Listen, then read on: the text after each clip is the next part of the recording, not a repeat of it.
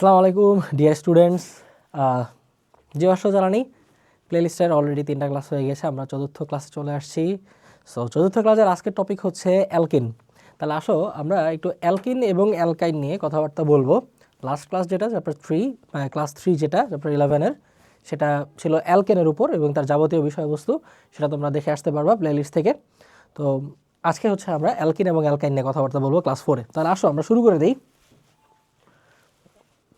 এখন প্রথমে একটু অ্যালকিন নিয়ে কথাবার্তা বলি। হ্যাঁ, আচ্ছা, অ্যালকিন এরা আসলে কারা? অ্যালকিন হচ্ছে ওই সমস্ত হাইড্রোকার্বন যাদের মধ্যে কার্বন কার্বন দ্বিবন্ধন বিদ্যমান। তাহলে আমরা সহজ ভাষায় বলতে পারি যে সকল হাইড্রোকার্বনে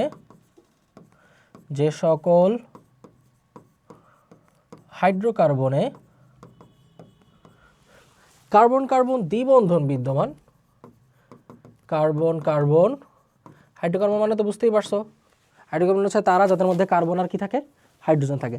তাহলে যে সকল হাইড্রোকার্বনে কার্বন কার্বন দ্বিবন্ধন বিদ্যমান,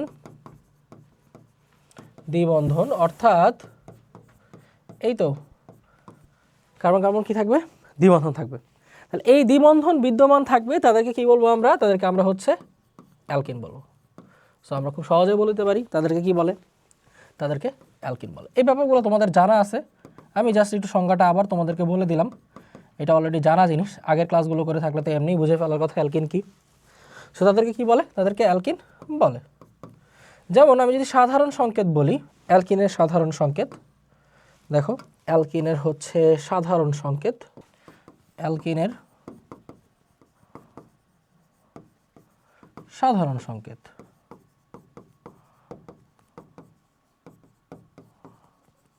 তোমাদের এটা মনে আছে, আশা করি খুব ভালোভাবেই মনে আছে। সেটা হচ্ছে CnH টয়েজেন, CnH টয়েজেন সাধারণ সংকেত, তোমরা জানো। দেখো একটা স্পেশাল কথা একটু বলে রাখি, সেটা হচ্ছে যে অ্যালকিনকে ওলেফিন বলা হয়, এটা খেয়াল রাখবা। অ্যালকিনকে কি বলা হয়? অলেফিন বলা হয়, অলেফিন বলা হয়। অলেফিন বানানটা করলে কি আসবে?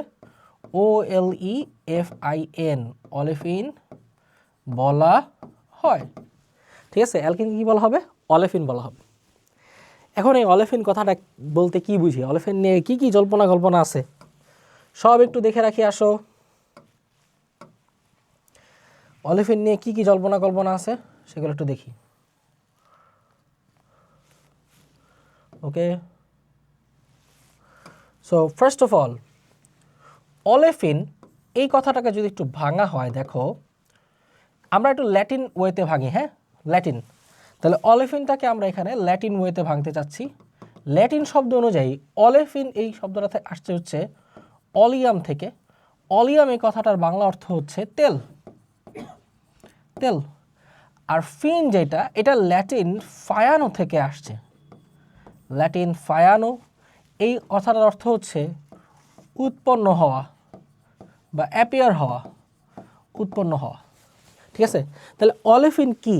অলেফিন এক সহজ কথা যদি আমি বলি, অলেফিন কথাটার অর্থ হচ্ছে তেল উৎপন্নকারী, তেল উৎপন্নকারী। ওকে, তাহলে এটাই হচ্ছে অলেফিনের একদম সহজ বক্তব্য। অলেফিন কথাটার অর্থ হচ্ছে তেল উৎপন্নকারী। আচ্ছা, বেসিক্যালি কিভাবে অ্যালকিন তেল উৎপন্ন করে? দেখো আমি যদি যে কোনো অ্যালকিন, নিম্নতর যে কোনো অ্যালকিন নেই, যেমন এটা হচ্ছে গিয়ে আমাদের ইথিন, এটাকে তুমি যে কোনো হ্যালোজেনের সাথে বিক্রিয়া দিবা, যে কোনো হ্যালোজেন X2, এটা দিয়ে আমি বলতে কি বোঝাচ্ছি, এটা হতে পারে ক্লোরিন, ব্রোমিন ইত্যাদি, যে কোনো কিছু হতে পারে। এই হ্যালোজেনের সাথে যদি আমি বিক্রিয়াটা দেই, তাহলে আমার ইথিন আসলে কি উৎপন্ন হচ্ছে? CH2X, CH2X, অর্থাৎ এইখানে আমাদের এই দ্বিবন্ধনটা ভেঙে যাবে।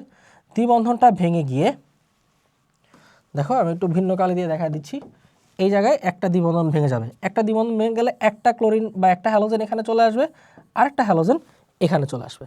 আচ্ছা, ভালো কথা আসলে এই যে পদার্থটা তৈরি হচ্ছে, এটা কিছুটা তৈলাক্ত প্রকৃতির হয়। সো এইখানে আমরা যে যৌগটা উৎপাদটা আমরা পাচ্ছি, এটা কিছুটা কী প্রকৃতির হয়? তৈলাক্ত প্রকৃতির। এই তৈলাক্ত প্রকৃতির হওয়ার কারণে এটাকে আমরা বলতেছি যে তেল উৎপন্নকারী বা অয়েল ফর্মিং। তাহলে এই ব্যাপারটাকে আমরা ইংলিশে বললে যদি এই ঘটনাটাই আমি ইংলিশে বলি, তেল বলতে কি বোঝানো হচ্ছে, তেল মানে হচ্ছে অয়েল, আর এই জায়গায় উৎপন্ন হওয়া মানে কি ফর্মিং। সো এই কথাটার অর্থ হচ্ছে, অলিয়াম কথাটার অর্থ হচ্ছে অয়েল ফর্মিং বা তেল উৎপন্নকারী। সো তেল উৎপন্ন হয়ে গেল, খুব ভালো কথা। বাই দ্য ওয়ে, তোমাদের বইতে আরেকটা বিষয় বলে রাখি, তোমাদের বইতে ল্যাটিন কথাটা গ্রিক কথাটা উল্লেখ করা হয়েছে। গ্রিক কথাটা উল্লেখ করা হয়ে ওই গ্যাফিয়ান কথাটার বলা হয়েছে, গ্যাফিয়ান্ট। সো ওই যে গ্যাস, তোমার হচ্ছে গিয়ে গ্যাস ফিয়েজেন্ট, তো গ্যাস ফিয়েজেন্ট এই কথাটা বলা হয়েছে। তো গ্যাস ফিয়েজেন্ট এই কথাটা, এটা একটা গ্রিক ওয়ার্ড, কখনো কখনো এটা ফ্রেঞ্চ ওয়ার্ড আকারেও ব্যবহার করা হয়, কথাটা একই। তবে অলিফিনের একদম যে মূল উৎপন্নের ব্যাপারটা, এটা কিন্তু আসলে ল্যাটিন থেকে, ওই যে তোমার হচ্ছে গিয়ে যেটা বললাম আমাদের বইতে যেটা দেওয়া আছে গ্রিক শব্দ, ঠিক আছে, ওইটাও ঠিক আছে, কোনো সমস্যা নেই, একই কথা। আলটিমেট কথাটার অর্থ তুমি গ্রিক ওয়ে থেকে বলো বা ল্যাটিন ওয়ে থেকে বলো বা ফ্রেঞ্চ ওয়ে থেকে বলো, যেটাই বলো না কেন, এই যে গ্যাস ফিয়েজেন্ট বা ফিয়েজেন্ট যেটা বলা আছে তোমাদের বইতে, ফিয়েজেন্ট, শুধু ফিয়েজেন্ট, সব কিছুর একই মর্ম কথা হচ্ছে যে এরা আসলে ওয়েল ফর্মিং বা তেল উৎপন্নকারী। যেটা হচ্ছে যে আমরা যদি যে কোনো একটা নিম্নতর অ্যালকিন, ইথিন, প্রোপিন ইত্যাদি, এদেরকে যদি হচ্ছে আমরা হ্যালোজেনের সাথে বিক্রিয়া দিলে তারা তৈলাক্ত প্রকৃতির যৌগ উৎপন্ন করে এবং এখানে কিছু গ্যাসও ফর্ম করে। সো এটা ওইভাবে ওই গ্যাস ফিয়েজেন্ট এই কথাটা বলা হয়, মানে সেখানে গ্যাসও আছে, তৈলাক্ত প্রকৃতির একটা গ্যাস সৃষ্টি হয়। সো বেসিক্যালি এই হচ্ছে মূল কথা অ্যালকিনের ব্যাপারে আদ্যপান্ত। এখান থেকে তোমরা কিছু জরুরি বিষয় আশা করি জানতে পারছো, বুঝতে পারছো। তো আমরা হচ্ছে একটু নেক্সটের দিকে যাই। আমরা অ্যালকিনের প্রস্তুতি নিয়ে কথাবার্তা বলি। দেখো অ্যালকিনের প্রস্তুতি, অ্যালকাইন থেকে এই কথাটা তোমাদের বইতে নাই, আমি একটু বলে দিই এই বিষয়টা। আউট অফ বুক, যেটা আউট অফ বুক সেটা আমি বলি। আউট অফ বুক হলেও এইটা ক্যারেট কলেজ টেস্ট পেপার ঘাটলে দেখবা ক্যারেট কলেজে আসছে, অন্যান্য কিছু প্রমিনেন্ট রাজগুপ্তরা কিংবা অন্যান্য যেসব স্কুল আছে এগুলা যদি একটু দেখো, সেন্ট জোসেফ, এইসব ক্ষেত্রে একটু খাটাখাটি করলে দেখবা যে ঠিক যেমন অ্যালকেনের ক্ষেত্রে তোমাদেরকে এক্সট্রাভাবে উডস বিক্রিয়াটা পড়াইছিলাম, যেটা না জানলে আসলে হচ্ছে না, কিছু জিনিস অজানা থেকে যাচ্ছে, এমন কিছু স্পেশাল ডিফারেন্ট টাইপের কোশ্চেন আসলে তুমি যদি আবার আটকায় যাও, এটা একটা বিশাল সমস্যা।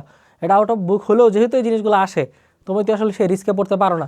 সো আমিও চাই যে তোমরা আউট অফ রিস্ক থাকো। সো আউট অফ রিস্ক থাকার জন্য আমাদের আউট অফ বুক এমন কিছু জিনিস যেটা এসে পড়ছে টেস্ট পেপারগুলো বা বিভিন্ন স্কুল কলেজগুলো দিয়ে দিছে, সেই ক্ষেত্রে কিন্তু এই কলেজ তো ভুলে ফেলেছি, মানে বিভিন্ন স্কুলগুলো আর ক্যারেট কলেজগুলো যে দিয়ে দিছে, সেই ব্যাপারটার যেন রিস্কে না পড়ো। ফর সাম পারপাস যদি এই ধরনের টেস্ট পেপারের কোশ্চেনগুলোর আদলে যখন শিক্ষকরা কোশ্চেন করবেন, যদি ওনারা বোর্ড পরীক্ষাতেও দিয়ে দেয় তখন তো ঝামেলা। তাহলে এই ব্যাপারগুলো জেনে থাকা থেকে আসলে তোমাদের বিরত থাকা উচিত হবে না। হ্যাঁ, সো এই ক্লাসটা থেকে আমি চাই যে ব্যাপারগুলো তোমরা জানো, যেই ব্যাপারগুলো একটু এক্সট্রা জেনে রাখাটা দরকার, কোশ্চেনে আসে, সেগুলো জেনে তোমরা রিস্ক ফ্রি থাকো, এটাই সবচেয়ে উত্তম। ঠিক আছে, সো এই ব্যাপারটা হচ্ছে out of the book, but still আমরা একটু দেখি অ্যালকাইন থেকে আসলে কীভাবে হয়। তোমরা একটা জিনিস দেখেছিলা, ইফ ইউ ক্যান রিমেম্বার, যে অ্যালকাইন থেকে আমরা অ্যালকেন উৎপন্ন করছিলাম। আমি একটু এক্সট্রাভাবে এখানে দেখা দিচ্ছি, অ্যালকাইন থেকে অ্যালকেন। হাউ? দেখো আমরা বলছিলাম যে এটা হোক অ্যালকিন বা হোক অ্যালকাইন, যেটাই হোক, অ্যালকিন বা অ্যালকাইন যাই হোক, আমরা যদি হাইড্রোজেন দিয়ে যদি আমরা নিকেল দিয়ে 180 থেকে 200, দেখো এইটা যদি আমরা ব্যবহার করি তাহলে হাইড্রোজেন সংযুক্ত হয়ে যাচ্ছে, অর্থাৎ এখানে দুইটা পাই বন্ধনই ভেঙে যাচ্ছে। এখানে বিষয়টা এমন না যে একটা পাই বন্ধন। দেখো অ্যালকাইন থেকে অ্যালকিন আনার উপায় কি? ধরো কথার কথা আমি একটু বলে দিই, তোমার কাছে হচ্ছে অ্যালকাইন আছে, তুমি চাচ্ছ অ্যালকিন আনতে। অ্যালকিন কি দ্বিবন্ধন না? তাহলে তুমি চাও যে এই একটা বন্ধন ভেঙে দিয়ে এটা বাদ দিয়ে দিতে, তাহলে তো উপরের দুটা বন্ধন থেকে যাচ্ছে। খেয়াল করে দেখো তো, আমি যদি এটাকে সরায় দিই তাহলে আমার উপরের দুটা বন্ধন কিন্তু থেকে যাচ্ছে, তাই না? উপরের দুটা বন্ধন যে থেকে গেল, তাতে তো হয়ে গেল কাজ। ও একটা ভেঙে গেলে দুইটা হাইড্রোজেন আসবে, বাস অ্যালকিন পেয়ে গেলাম, একদম ইজি, কোনো প্যারাই নেই। বাট স্টিল সমস্যাটা কোথায়? এই প্রসেস যদি আমি দেই, এই প্রসেসে কিন্তু পাইবন্ধন একটা ভাঙে না, দুটাই ভেঙে যাবে, যা পাইবন্ধন আছে তাই ভেঙে যাবে। পাইবন্ধন সব ভেঙে গিয়ে সবগুলো হাইড্রোজেন লেগে যায়। তাহলে পাইবন্ধন যদি সবগুলোই ভেঙে যায়, তাহলে এখানে থাকবে একটা মাত্র সিগমা বন্ধন। তো পাইবন্ধন ভেঙে সিগমা বন্ধন থাকলে ফাইনালি আমরা এখান থেকে কী পাচ্ছি বলো তো? এখান থেকে আমরা পাচ্ছি হচ্ছে CH3 এবং আমরা কিন্তু তাই দেখলাম অ্যালকাইন থেকে অ্যালকেন উৎপন্ন হওয়ার ক্ষেত্রে আমরা তাই দেখছি। তার মানে এই প্রসেস দিয়ে কাজ হবে না, এই প্রসেস দিয়ে অ্যালকিন পাওয়া সম্ভব না, কারণ এটা সরাসরি অ্যালকেনে চলে যাচ্ছে। অ্যালকাইনের সাথে দুইটা হাইড্রোজেন লাগাইয়া অ্যালকিন পাবো তা পারতেছি না, আসলে হয়ে যাচ্ছে কি অ্যালকাইনের সাথে একের অধিক হাইড্রোজেন লেগে মানে 2-এর অধিক 4টা হাইড্রোজেন লেগে এটা অ্যালকেন হয়ে যাচ্ছে, মাঝে আর অ্যালকিন আকারে থামতেছে না। আমাদের এমন একটা কাজ করতে হবে যেন এটা এক ধাপে গিয়ে যেন অ্যালকেন না হয়ে যায়, মাঝে অ্যালকিন আকারে যেন আটকায় দিতে পারি। এই অ্যালকিন আকারে আটকায় দেওয়ার জন্য আমাদের একটা মানে টেকনিক অ্যাপ্লাই করতে হবে। আসলে দেখো টেকনিকটা কি, এটাকে বলা হয় রোজেনমুন্ড বিজারণ। এই টেকনিকটার নামটা একটু আলাদা করে বলে দিচ্ছি। এই টেকনিকটা হচ্ছে রোজেনমুন্ড বিজারণ।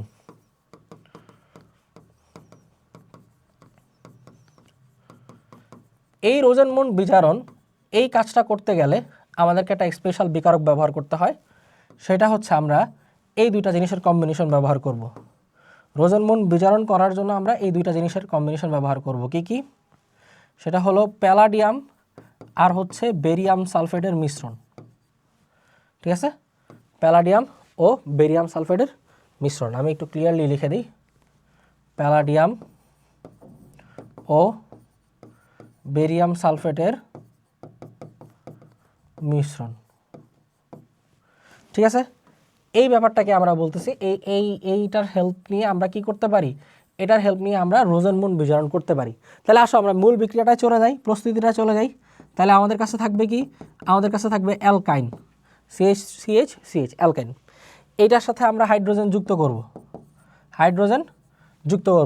যুক্ত করে এবার আর নিকেল টিকেল দেওয়া যাবে না, এবার দিব প্যালাডিয়াম আর বেরিয়াম সালফেট। এই যে প্যালাডিয়াম এবং হচ্ছে বেরিয়াম সালফেট, এইটা দিলে এটা জাস্ট একটা বন্ধন ভেঙে দেয়। মাত্র কটা বন্ধন ভাঙবে? এটা একটা বন্ধন ভাঙবে। দেখো একটা বন্ধন কেন ভাঙবে সেটারও অনেক বিস্তারিত ডিপ ব্যাখ্যা আছে, এগুলো কলেজে গেলে জানতে পারবা। কেমিস্ট্রির মজাই একটা, কেমিস্ট্রিতে আসলে এক ধাপে হুট করে ঢুকে সব কিছু জেনে ফেলা যায় না, ধীরে ধীরে ক্রমাগত জানা যায় এবং প্রত্যেকটা বিষয়েরই ইন ডিটেলস বেসিক আছে। আমরা ধীরে ধীরে তোমাদেরকে সেদিকেই প্রস্তুত করব। আমাদের সাথে থাকো, আমাদের প্ল্যান আছে তোমাদেরকে এমন এক চূড়ায় পৌঁছে দেওয়া যেন, বিশেষ করে কেমিস্ট্রিতে এমন এক চূড়ায় পৌঁছে দেওয়া যেন বেসিক কনসেপ্ট তোমাদের শীর্ষে থাকে। কেমিস্ট্রিতে কোনো ধরনের ভোগীযোগী ধারণা নিয়ে যেন তোমরা আরও সামনের যে উচ্চতর শিক্ষা সেগুলো অর্জন না করো। একদম ক্লিয়ার বেসিক, একদম সঠিক জ্ঞানটা যেন তোমাদের মধ্যে থাকে, এটা হচ্ছে আমার মূল চাওয়া পাওয়া। বুঝতে পারছো? কারণ তুমি যদি সঠিক জ্ঞানটাই রাখো তাইলে তুমি একটা বিষয় মাস্টার হতে পারবা। মাস্টার হওয়া মানে কিন্তু শিক্ষকের মাস্টার না, মানে you are mastering this one, তুমি সেখানে পণ্ডিত হতে পারবা। ঠিক আছে, সেটার জন্য তোমাকে লাগবে আসলে বেসিক কনসেপ্ট। আর বেসিক কনসেপ্টের এখানে সবচেয়ে বড় ফলটা কি? সবচেয়ে বড় ফলটা হচ্ছে তুমি প্রত্যেকটা ফরম্যাটে, তুমি ধরো কথার কথা তুমি এমসিকিউর জন্য শর্টকাট শিখতেছো কোনো একটা কিছু নিয়ে, তুমি এমসিকিউ পারবা, রিটেন পারবা না। মনে করো তুমি রিটেনে ফোকাস করতেছো, শুধু কোশ্চেন সলভ করতেছো, হ্যাঁ রিটেনে কিছুটা পাণ্ডিত্য অর্জন করতে পারবা, দেখা গেল অন্য কনসেপ্ট পারলা না। আবার তোমাকে কোনো অলিম্পিয়াডে দিয়ে দেওয়া হলো, সেটা তুমি পারলা না। আবার ধরো তোমাকে অ্যাডমিশনের জন্য দেওয়া হলো, তুমি অ্যাডমিশনের জন্য আলাদা হবে। এখন ঘটনা কি, তুমি যদি কোনো একটা সাবজেক্টকে মাস্টারিং করতে পারো, তার ব্যাপারে ক্লিয়ার ধারণা, জ্ঞান, সম্মুখ ধারণা নিয়ে বেসিক ক্লিয়ার করে, কনসেপ্ট ক্লিয়ার করে যদি মাস্টারিং অর্জন করতে পারো, কোনো কিছুই তোমাকে আর আটকাবে না। এটা হোক কি এমসিকিউ, হোক হচ্ছে সিকিউ, হোক অ্যাডমিশনের পার্ট, হোক ইভেন অলিম্পিয়াড, যে দিক দিয়ে যাও না কেন, তুমি যদি মাস্টার হতে পারো দেন আটকানো কোনো সুযোগ নাই। সো আমাদের উদ্দেশ্য হচ্ছে এইটাই, যে বেসিক্যালি তোমরা জানো তোমাদেরকে মাস্টারিং করা যায় সাবজেক্টটার উপর দিয়ে। সেই প্রচেষ্টায় আমরা আগাচ্ছি, ধাপে ধাপে আগাচ্ছি তোমাদের সবার জন্য। এই ব্যাপারটা আমরা আরও ডিটেলস ইলাবোরেট কাজ করব তোমাদেরকে নিয়ে, তোমাদের জ্ঞান পিপাসা এই ব্যাপারটাকে আমরা হচ্ছে গিয়ে খুবই এনজয় করি যে তোমরা জানতে চাও, এবং এটা আমাদেরকে আরও ইন্সপায়ার করে, মোটিভেটেড করে। তো বেসিক্যালি আমরা চাই যে তোমরা আরও বেশি বেশি জানতে চাও, বেশি বেশি কমেন্ট করো, দেখতে ভালো লাগে যখন তোমরা বলো যে ভাই ওটা দেন না কেন, এটা দেন না কেন, মানে I like it very much.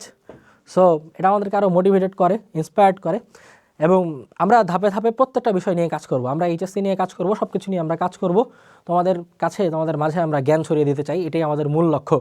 So তাহলে আমরা যেটা বললাম যে হ্যাঁ কেন এই কাজটা হয়েছে, যে নিকেলের বেলায় তো 2টা পাইবন্ধন ভেঙে গেল, কিন্তু এখানে মাত্র একটা পাইবন্ধন আছে, সেটারও ব্যাখ্যা আছে, সেটা এইচএসসিতে উঠলে তোমরা অবশ্যই জানতে পারবে। ঠিক আছে, আচ্ছা তাহলে এখন যেটা বলছি যে এইটায় ফাইনালি একটা পাইবন্ধন ভাঙলো, একটা পাইবন্ধন ভেঙে এটার মধ্যে তাহলে জাস্ট 2টা কার্বনে 2টা করে হাইড্রোজেন চলে যাবে।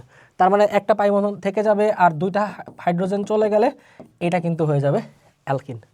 তাহলে এই প্রসেসের মাধ্যমে তুমি অ্যালকিন করতে পারবা, এটা আর সরাসরি অ্যালকেনে চলে যাবে না। ঠিক আছে, মাঝামাঝি অ্যালকিন আটকে গেল। তাহলে এই যে আমরা অ্যালকিন পেয়ে গেলাম। তাহলে আমরা দেখো ইথাইন থেকে আমরা পেয়ে গেলাম ইথিন, ইথাইন থেকে পেয়ে গেলাম কি ইথিন।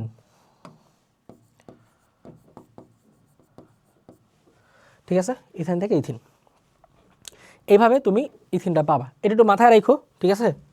ওই যে যেটা বললাম, ক্যারেট কলেজ আবার বিভিন্ন ধরনের টপ রেটেড কলেজ স্কুলগুলা ওরা কিন্তু এইভাবেই কোশ্চেনটা দিয়ে ফেলছে। সো এমন না যে ব্যাপারটা বোর্ড থেকে মুক্ত, বোর্ডে আসতে পারে, যে কোনো বোর্ড। নেক্সট, ইথাইল ক্লোরাইড থেকে দেখো, ইথাইল ক্লোরাইড থেকে আমরা কি করব, আমরা ইথাইল ক্লোরাইড থেকে অ্যালকিন প্রস্তুত করতে চাই। সো আমাদের ইথাইল ক্লোরাইডটা কি, এই যে এটা CH3CH2Cl, এই হলো আমাদের ইথাইল ক্লোরাইড। তোমাদের ইথাইল মূলক নিশ্চয়ই মনে আছে ভাইয়ারা, এই যেটা হচ্ছে ইথাইল মূলক, তো এটার সাথে আমরা ক্লোরাইড দিয়ে দিলাম। সো আমাদের ইথাইল ক্লোরাইড এই জিনিসটা থেকে আমরা কি করব, আমরা অ্যালকিন প্রস্তুত করব। এটা করার একদম খুব সহজ উপায় আছে। সহজ উপায় হচ্ছে যে তোমাকে পটাশিয়াম হাইড্রোক্সাইড অথবা এখানে সোডিয়াম হাইড্রোক্সাইডও ব্যবহার করা যায়। অথবা কি ব্যবহার করা যায় আমি এক্সট্রাভাবে লিখে দিচ্ছি, বা সোডিয়াম হাইড্রোক্সাইডও ব্যবহার করা যায়। তবে এইখানে মূল বিষয় হচ্ছে তুমি এটা কোন দ্রবণে রাখছো, এইটা এখানে মূল বিষয়। দেখো আমি ব্র্যাকেটে ALC এই ব্যাপারটা লিখছি, একটু খেয়াল করে দেখো, ভালো করে খেয়াল করে দেখো। তো এই যে আমি যে ব্র্যাকেটে এই ব্যাপারটা লিখলাম ALC, এইটা দিয়ে আসলে কি করতে চাইলাম, ALC এই ব্যাপারটা দিয়ে দেখো একটু বলে দিই। ALC এটা ফুল ফর্মকে এইভাবে লিখলে এটা হয়ে যায় অ্যালকোহলিক। অ্যালকোহলিক বাংলায় বললে এটা কিন্তু অ্যালকোহলিক বললে আবার ভাইব না যে জিনিসটা হচ্ছে গিয়ে মদখোর হয়ে যাবে, এরকম না। অ্যালকোহলিক বলতে বোঝাচ্ছে কি অ্যালকোহলীয়। অ্যালকোহলীয় মানে কি, মানে হলো আমার কাছে যে পটাশিয়াম হাইড্রোক্সাইডটা আছে, এটা ধরো একটা এটা হচ্ছে অ্যালকোহলের দ্রবণ, এটা হচ্ছে অ্যালকোহলের দ্রবণ, অ্যালকোহল দ্রবণ। এটার মধ্যে তুমি পটাশিয়াম হাইড্রোক্সাইডকে দ্রবীভূত করছো, ক্লিয়ার। এটার মধ্যে কি দ্রবীভূত করছো ভাইয়া বলো, পটাশিয়াম হাইড্রোক্সাইড। তাহলে এই অ্যালকোহলীয় দ্রবণ সমৃদ্ধ যে পটাশিয়াম হাইড্রোক্সাইড, এটাকে এইভাবে শর্টে লেখা হয় KOH ALC মানে কি অ্যালকোহলীয়, ক্লিয়ার, ভেরি সিম্পল। এবার এই জিনিসটাই এটার সাথে মিশাই দিবা, কার সাথে, ইথাইল ক্লোরাইডের সাথে। এইটা করলে কি হবে, এটা করলে একটু ভালো করে খেয়াল করো, এটা করলে কি হবে, এইটা করলে একটা জিনিস অপসারণ হয়। তো এই জন্য এই বিক্রিয়াটার একটা নাম আছে, এটাকে অপসারণ বিক্রিয়া বলে। কি বলা হয়, অপসারণ বিক্রিয়া, ঠিক আছে। অপসারণ, দেখো এখান থেকে কি অপসারণ হয় এটা বলি। এই যে এই কার্বনটা, এই দেখো হ্যালোজেনের পাশে যে কার্বনটা, তার পাশের কার্বনটা, তাহলে কি বললাম বলো তো, কি বললাম, এই যে আমি একটু হাইলাইটার দিয়ে দেখাই, এই যে হ্যালোজেনটা এইটা, আর এটার পাশের কার্বনের, হ্যালোজেনটা যে কার্বনের সাথে অ্যাটাচড, তার পাশের কার্বন থেকে একটা হাইড্রোজেন। কথাটা বোঝা গেছে। এখান থেকে কী কী অপসারণ হবে, হ্যালোজেনটা অপসারণ হবে, অর্থাৎ এখানে ক্লোরিনটা অপসারণ হবে, আর ক্লোরিনের সাথে যেই কার্বনটা আছে তার পাশের কার্বন থেকে একটা হাইড্রোজেন অপসারণ হবে। তাহলে একটা H আর একটা Cl অপসারণ হলো। তার মানে আমরা বলবো কি, তাহলে মানে আমরা বলবো হচ্ছে কি এখানে কি অপসারণ হচ্ছে, এখানে HCl অপসারণ হচ্ছে। আর যদি এখানে Cl না থাকে, যে কোনো হ্যালোজেন থাকে, এটা যে কোনো হ্যালোজেন হইতে পারে, এখানে Cl হওয়াটা বাধ্যতামূলক না, তুমি ব্রোমাইড কিংবা আয়োডাইড দিয়েও একই কাজ করতে পারবা। তাহলে এখান থেকে একটা H চলে গেল আর একটা Cl চলে গেল। সো আমরা এখান থেকে বলতে পারি যে একটা H আর একটা Cl এখান থেকে যদি গায়েব হয়ে যায়, গায়েব তো হবে না, মানে অপসারণ হবে। অপসারণ হয়ে গেলে আমাদের এখানে দেখো কি পড়ে থাকতেছে, জাস্ট CH2 তাহলে বসায় দেই, এখানে CH2 পড়ে থাকতেছে, এখানে CH2 পড়ে থাকতেছে। দেখো তুমি এর আগে একটা জিনিস দেখছিলা তাই না, আগের ক্লাসগুলোয়, যে একটা পাই বন্ধন ভাঙলে দুইটা সিগমা খালি হয়ে যাচ্ছে। এখান থেকে দেখো তো, এখান থেকে আমরা আলোচনা করছিলাম এরকম যে এই যে এরকম আমাদের একটা পাই বন্ধন ভেঙে গেল, একটা পাই বন্ধন ভাঙলে দুইটা হাত খালি হয়ে যায়, তখন দুইটা হাতে দুইটা হাইড্রোজেন চলে যায়। তাহলে একটা পাই বন্ধন ভাঙলে দুইটা হাত খালি হয়ে যায়, দুইটা হাইড্রোজেন চলে যায়। একইভাবে তুমি যদি দুইটা হাতকে খালি করে দাও, তাহলে তারা নিজেদের মধ্যে লেগে একটা পাই বন্ধন সৃষ্টি করতে পারে না? অবশ্যই পারে, অবশ্যই পারে। তাহলে এখানে কিন্তু এই ঘটনাটাই ঘটছে। এখানে যে ঘটনাটা ঘটছে সেটা হচ্ছে তুমি এই দুইটা হাত থেকে তুমি একটা ক্লোরিন নিয়ে গেছো আর একটা হাইড্রোজেন নিয়ে গেছো, নিয়ে গেলে এখানে নিজেদের মধ্যে একটা পাই বন্ধন সৃষ্টি হয়ে যাবে। সো এইভাবে এই CH2 মিলে একটা পাই বন্ধন সৃষ্টি হয়ে অ্যালকেন সৃষ্টি হয়ে গেল। এবার তুমি যে এই এইচ আর সিএলকে এখান থেকে সিএল এখান থেকে এইচ মিলে যে একটা HCl অপসারণ করছিলা, এই HClটা এবার কই যাবে? দেখো মজার বিষয় হচ্ছে এরা কিন্তু ক্ষারীয়, আর HCl কি? HCl হচ্ছে অ্যাসিডীয়, তাই না? তাহলে এই HCl অ্যাসিড আর এই পটাশিয়াম হাইড্রোক্সাইড এরা নিজেদের মধ্যে বিক্রিয়া করে লবণ পানি তৈরি করবে, অর্থাৎ KOH আর HCl মিলে পটাশিয়াম ক্লোরাইড আর পানি উৎপন্ন করবে। সো এই হচ্ছে আমাদের মূল বিক্রিয়াটা। আশা করি খুব সহজেই বুঝতে পারছো। প্রত্যেকটা বিক্রিয়া দেখো আমি একদম ডিপ রহস্যগুলো এক্সপ্লেন করে দিচ্ছি তোমাকে। এখন থেকে আসলে জৈবযৌগের মধ্যে বিক্রিয়াগুলো আহামরি কিছু না, প্রত্যেকটা জিনিসই একটা করে বাস্তব জিনিস, রিয়েল জিনিস। হ্যাঁ, সব সময় আমি জৈবযৌগে কী বলি বলো তো? জৈবযৌগে একটা করে রিচ থাকে, কি থাকে? রিচ। তাহলে এখানে কি জৈবযৌগ হচ্ছে রিয়েল জিনিস। কি রিয়েল? এটাতে পুরোটাই বাস্তব, জৈবযৌগই বাস্তব, জৈবযৌগই সায়েন্স, এটাই বাস্তব। ঠিক আছে? তো এটাকে এত ভয়ানক করে দেখার কিছু নাই। প্রত্যেকটা বিষয়ের স্পেসিফিক বেসিক আছে, স্পেসিফিক রিজন আছে, স্পেসিফিক বেসিক কীভাবে কি হচ্ছে, ব্রেইন খাটানো, টেকনিক খাটানো। হ্যাঁ, এটা একটা গেমের মতো। মনে হয় যেন তুমি গোয়েন্দাগিরি করছো, যে এটা যে হইলো কেমনে হইলো, কোনো রিজন আছে না, আর এটা তো এই কারণে হয়েছে। This is the things. এইগুলো কোনো মুখস্থের কিছু না, প্রত্যেকটা জিনিস প্রপার লজিক দিয়ে হয়, প্রপার লজিক। ঠিক আছে? তাহলে এই তো আমরা ইথাইল ক্লোরাইড থেকে আমরা ইথিন পেয়ে গেলাম। সো এটা হচ্ছে আমাদের কি? এটা হচ্ছে আমাদের ইথিন। ঠিক আছে? তাহলে হচ্ছে আমরা নেক্সটে চলে যাই। নেক্সট ইথানল থেকে অ্যালকিনের প্রস্তুতি।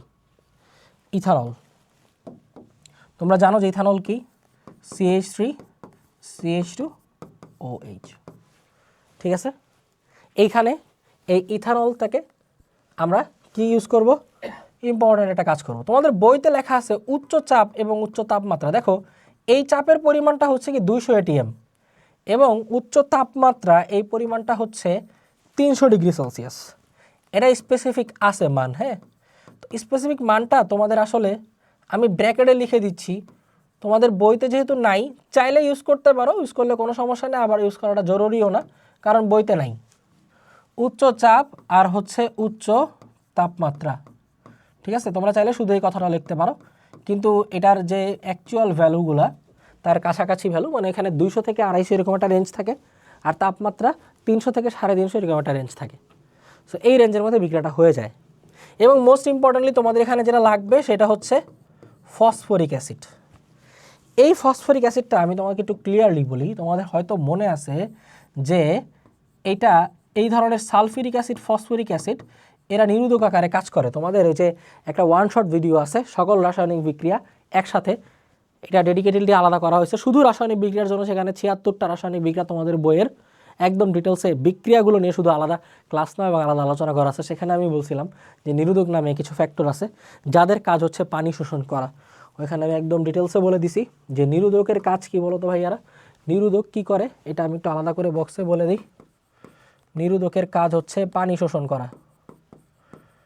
নিরোধক কি করে? নিরোধক হচ্ছে পানি শোষণ করে। ঠিক আছে? নিরোধক কিতা করে? পানি শোষণ করে। এটা হচ্ছে নিরোধকের কাজ। ফাইন। আচ্ছা, তাহলে এইটা কি করবে? পানি শোষণ করবে। কেমনে? হাউ? পানিতে কি লাগে বলো? পানিকে যদি আমরা ভাঙি, একটা H থাকে আর একটা OH থাকে, রাইট? সো পানি পাওয়ার জন্য আমাদের দুইটা জিনিস লাগবে, একটা H আর একটা OH। দেখো কি সুন্দর করে জিনিসটা মিলে যায়। একটু আগে যেমন আমরা এক জায়গা থেকে এখান থেকে একটা ক্লোরিন বের করছিলাম, ঠিক আছে? একটু আগে যেমন হচ্ছে আমরা কি করছিলাম বলো তো, এখান থেকে একটা ক্লোরিন বের করছিলাম, তাই না? আর এই জায়গা থেকে একটা এইচও বের করে ফেলছিলাম। তাহলে এই H আর এই ক্লোরিন মিলে আমাদেরকে দিছিল হচ্ছে HCl তখন। বাট এখন আমরা এই H, একটা OH আর একটা H, এটা মিলে কি পাবো? এটা মিলে পাবো হচ্ছে পানি। তাহলে এইখান থেকে একটা H বের করলাম আর এখান থেকে OHটা বের করলাম। এই H আর OH মিলে আমাদের কি দিবে? পানি দিবে। তাহলে আসো বের করে ফেলি পানি। করলাম বের পানি। ঠিক আছে? পানি বের হয়ে গেলে এখানে শুধু থাকতেছে CH2 আর এখানেও তো OH চলে যাওয়ার পর থাকতেছে CH2। তাহলে ঠিক আগের মতো হয়ে গেল না? CH2 এই যে CH2 ব্যাস অ্যালকিন পেয়ে গেছি, ইথিন। আর এই পানি বের করার কাজটা কে করছে? ফসফরিক অ্যাসিড নিরোধক, এটা এইভাবে পানিটা বের করে দিছে, তাই এই জন্য এটাকে নিরোধক বলা হয়। বুঝতে পারছো? আর কি আছে তোমাদের মনে আছে? ওই ক্লাসটার মধ্যে বলছিলাম নিরোধক এরকম সালফিউরিক অ্যাসিড আছে নিরোধক, ঠিক আছে? সালফিউরিক অ্যাসিড এভাবে ফসফরিক অ্যাসিডও নিরোধকের কাজ করতে পারে। তাহলে এই হলো আমাদের অ্যালকিন তথা ইথিন, যেটা আমরা অ্যালকোহল থেকে করলাম। ইথানল থেকে মূলত এখানে ইথানল বলতে কি বোঝানো হয়েছে? ইথানল বলতে বোঝানো হয়েছে হচ্ছে অ্যালকোহল, ঠিক আছে? সো এটা কিন্তু চাইলে যে কোনো অ্যালকোহল থেকেই কাজটা করা যায়। তো এইভাবে আমরা অ্যালকিন প্রস্তুত করতে পারি। নেক্সটে যাই আসো। এটা তো আমাদের প্রস্তুতি গেল। এবার হচ্ছে আমরা একটু সংযোজন, হাইড্রোজেন সংযোজন নিয়ে আলোচনা করি। এটা কিছুই না, এটা তোমাদের পরিচিত জিনিস। অ্যালকেন প্রস্তুত করছি ওটাই এটা, আমরা মনে আছে অ্যালকেন প্রস্তুত করছিলাম যে। তাহলে এটা কি আসলে? এটা হচ্ছে বেসিক্যালি অন্য কথায় এই জিনিসটা আলটিমেটলি অ্যালকেন প্রস্তুতি। ওই যে আমরা অ্যালকেন প্রস্তুতির যেই ক্লাস ভিডিওটা দেখছি ওইখানে দেখবা, মনে আছে কিনা, যে অ্যালকিন থেকে আমরা অ্যালকেন প্রস্তুত করছিলাম। তাহলে অ্যালকিন থেকে অ্যালকেন কীভাবে প্রস্তুত করছি? এখানে হাইড্রোজেন দিয়ে দিছি। তাহলে বুঝতেই পারছো যে আমরা যদি হাইড্রোজেন দিয়ে দেই, কার সাথে হাইড্রোজেন দিয়ে দিই বলো তো? অ্যালকিনের সাথে। ধরো আমি একটা ইথিন নিলাম, অ্যালকিন আকার ইথিন নিলাম, তাহলে এটা হাইড্রোজেন সংযোজন করবো, অর্থাৎ এই হাইড্রোজেন দিয়ে দেবো। তাহলে ওই যে অ্যালকেন প্রস্তুত হয়ে যায়, মনে আছে? আর কীভাবে প্রস্তুত হয়? নিকেল থাকবে 180 থেকে 200 ডিগ্রি সেলসিয়াস তাপমাত্রায় বিক্রিয়াটা হবে। তাতে করে যেটা হবে যে এটার পাই বন্ধনটা ভেঙে গিয়ে এখানে দুইটা হাইড্রোজেন লেগে যাবে। লেগে গেলে এখানে আমরা পেয়ে যাচ্ছি CH3। ঠিক আছে, ভেরি গুড। তাহলে এই হলো আমাদের হাইড্রোজেন সংযোজন গেল। নেক্সটে আসো পানি সংযোজন। অ্যালকেনে যদি পানি সংযোজন করি তাহলে কি হবে? আসো আমরা অ্যালকেনে পানি সংযোজন করি। অ্যালকিন আকারে আমরা ইথিন নিলাম, ঠিক আছে? এইখানে আমরা সংযোজন করব হচ্ছে পানি, এখানে পানি সংযোজন করব। পানি সংযোজন করার ক্ষেত্রে আমাদেরকে ব্যবহার করা লাগে হচ্ছে সালফিউরিক অ্যাসিড। আর এইটার টেম্পারেচারটা হচ্ছে মোটামুটি 160 থেকে 170 ডিগ্রি সেলসিয়াস তাপমাত্রায়। আমরা যদি সালফিউরিক অ্যাসিড ব্যবহার করি, দেখো পানির মধ্যে কি আছে? পানি ভাঙলেই যে আমরা মাত্র দেখলাম, তাই না? পানি ভাঙলে কি পাওয়া যায়? H আর OH পাওয়া যায়। তাহলে H আর OH পাওয়া যায়। আমরা এখান থেকে যে পাই বন্ধনটা ভেঙে দিই, দিলে পানি যদি সংযোজন করি, একটায় চলে যাবে H আর একটায় চলে যাবে OH। তাহলে একটায় H আর একটায় OH, তাহলে কি পেয়ে যাচ্ছি? একটা H, এই যে পাশেরটা H গেল, যেটায় H গেল সেটা দিবে CH3, আর যেটা OH যাবে সেটা দিবে কি? CH2OH। ভেরি সিম্পল, তাই না? একেবারে পানির মতো সহজ। তাহলে এখান থেকে আমরা কি পেয়ে যাচ্ছি? ইথিন থেকে ইথানল পেয়ে যাচ্ছি। ইথিন থেকে পেয়ে যাচ্ছি কি? ইথানল। সো এটা আমাদের ইথিন, পেয়ে গেলাম কি? ইথিন থেকে পেয়ে গেলাম ইথানল। ঠিক আছে, ক্লিয়ার, ভেরি সিম্পল। নেক্সটে যাই, ইথিনের পলিমারকরণ বিক্রিয়া। পলিমারকরণ অর্থ হচ্ছে পলিমার সৃষ্টি করা। আমরা পলিমারকরণ নিয়ে এই চ্যাপ্টারের লাস্ট অংশে একদম ডিটেলস আলোচনা করব। এখানে ইথিনের পলিমারকরণ কথাটা আছে বিধায়, তোমাদের ইনক্লুড করা আছে বিধায় আমি ধাপে ধাপে দেখাই দিচ্ছি। দেখো এটা তাহলে আমি একটু লিখে দিই, এটার বিস্তারিত পলিমার অংশে, বিস্তারিত পলিমার ক্লাসে।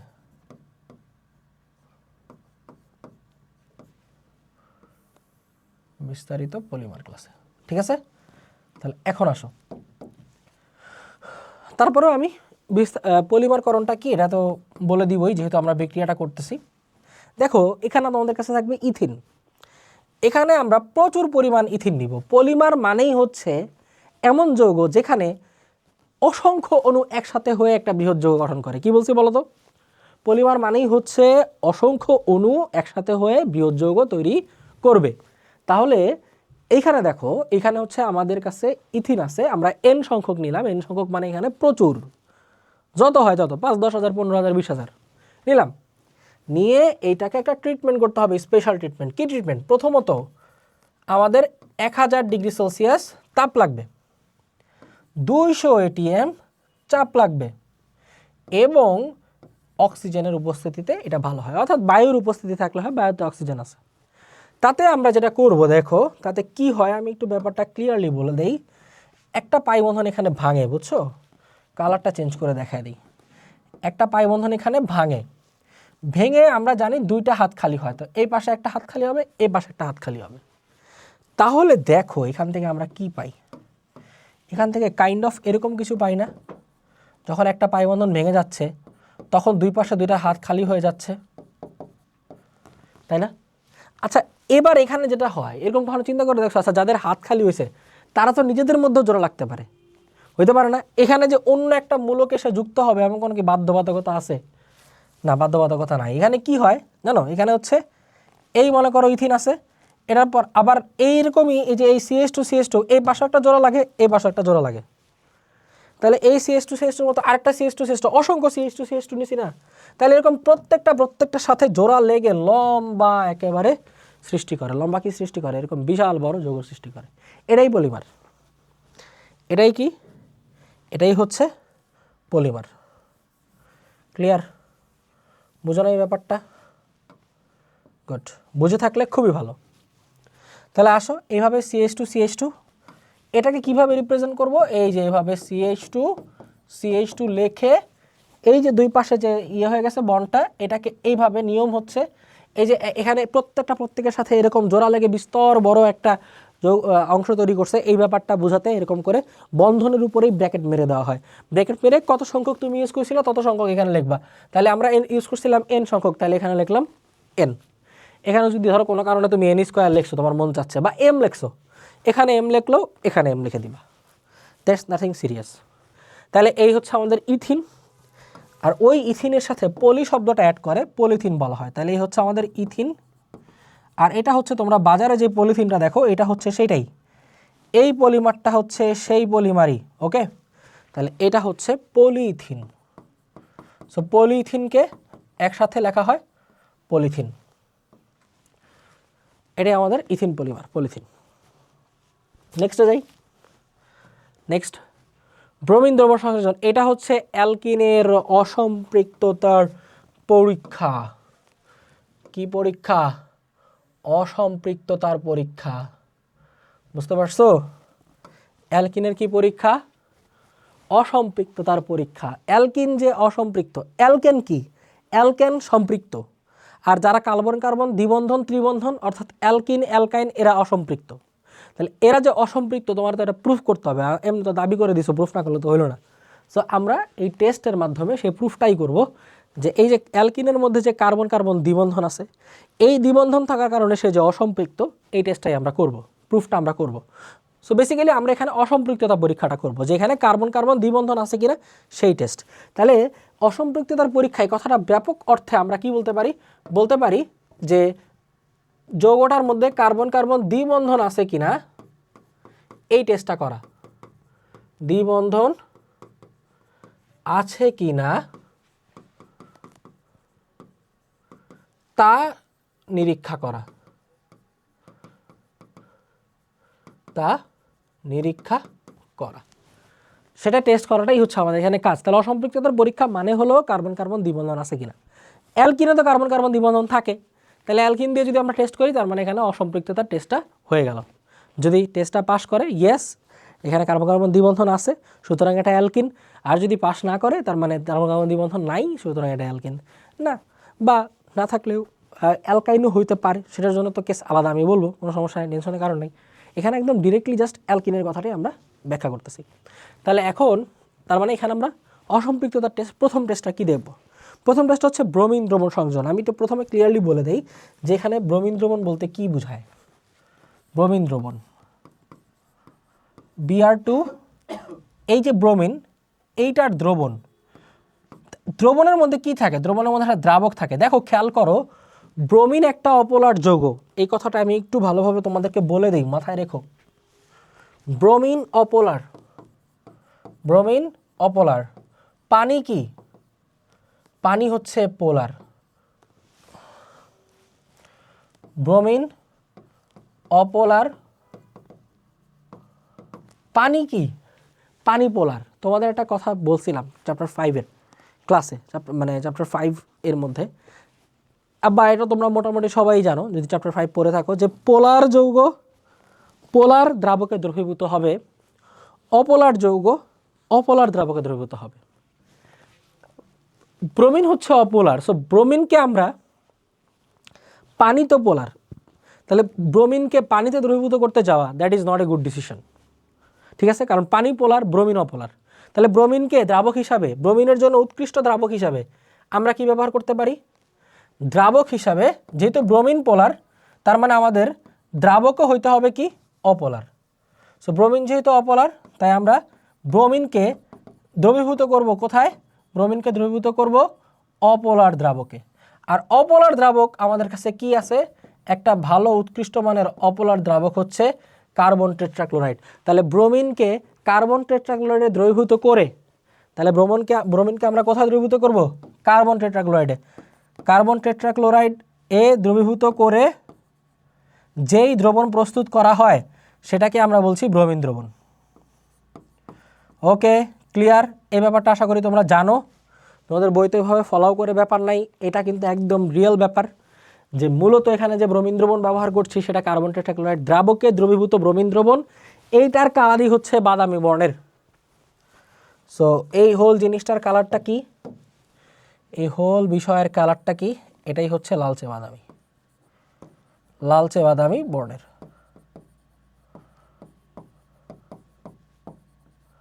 ঠিক আছে, এটাই হচ্ছে লালচে বাদামি বর্ণের। তাহলে আসো ব্রোমিন দ্রবণ আমরা হচ্ছে কি করব? সংযোজন করব কোথায়? অ্যালকিনের সাথে। আমাদের কাছে অ্যালকিন আছে, আমরা বিক্রিয়ায় চলে যাই। তাহলে অ্যালকিন হচ্ছে CH2 ডাবল বন্ড CH2, দেও এটার সাথে ব্রোমিন লাগায়। ওকে, তাহলে ব্রোমিন দিয়ে দিলে এটা একেবারে স্বাভাবিক বিষয়, যেটা তোমরা জানো, এটা আমরা কয়েকশো বার করে করে আসতেছি। পাই বন্ধনটা ভাঙবে, ভেঙে এখানে ব্রোমিন দুইটা কার্বনের সাথে লেগে যাবে। যদি লেগে যায় তাহলে এখানে কি হয়ে যাবে? CH2, এই যে আমি একটা ব্রোমিন দিয়ে দিলাম নিচে Br, আর এই যে CH2 এটার সাথে একটা ব্রোমিন দিয়ে দিলাম CH2 Br। Very simple. তাহলে এই যে CH2 Br এটার নাম কি ছিল বলো? আমরা আইওপেক নাম পড়াইছিলাম, তোমাদের মনে আছে? এটার নাম কি? এই যে 1 নাম্বার কার্বন, এই যে 2 নাম্বার কার্বন, তাহলে 1,2 ডাইব্রোমো ইথেন। তোমরা যারা নামকরণের ক্লাসটা করছো তারা এটা বুঝতে পারবা। এই নামকরণটা কিভাবে হইলো এটা বুঝতে সমস্যা হলে জাস্ট এই ভিডিওর এখানে চ্যাপ্টার 11-এর প্লেলিস্টে যাও, সেকেন্ড ক্লাসটাই নামকরণের উপর নেওয়া আছে, একদম পানি ভাত করে দেওয়া আছে, একদম ইজিলি বুঝবা যে কী হইলো না হইলো, দেখে আসবা। তাহলে এই হচ্ছে আমাদের 1,2 ডাইব্রোমো ইথেন। এই 1,2 ডাইব্রোমো ইথেন এইটা হচ্ছে বর্ণহীন।